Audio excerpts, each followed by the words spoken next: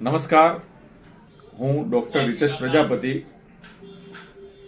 માનવ જીવન વિકાસ સેવા ટ્રસ્ટ થરાદ દ્વારા વ્યસન મુક્તિ અભિયાન સમગ્ર ગુજરાતમાં ચલાવું છું.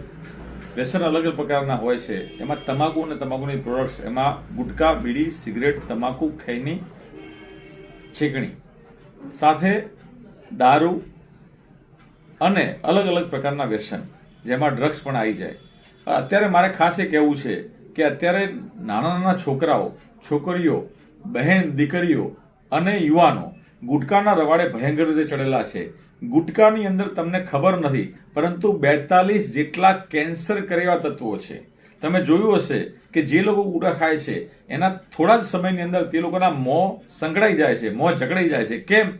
કારણ કે ગુટકાની અંદર એવા પદાર્થો છે જે અંદર મોંમાં જે અંદરની ત્વચા છે એના અંદર છાલા પાડી ધીરે ધીરે લ્યુકોપેકિયા કરે અને ચાંદા કરે, અને જે આ સ્નાયુ છે એ અંદરથી જકડાઈ જાય અને કેન્સર કરે એવી પ્રી કેન્સરસ કન્ડિશન પેદા કરે છે.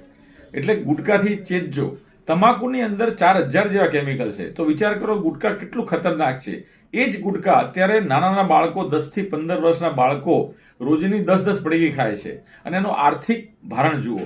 દારૂની તમને ખબર જ છે કે દારૂ આર્થિક, માનસિક, સામાજિક, શારીરિક તમામ પ્રકારની બરબાદી નોતરે છે. ઘરમાં એક વ્યક્તિ દારૂ પીતો હોય તો આખું ઘર, શેરી, મોહલ્લો બધા કંટાળી જાય, અને એ ઘરમાં એ વ્યક્તિ આર્થિક રીતે પાયમાલ થાય, શારીરિક, માનસિક રીતે પાયમાલ થાય.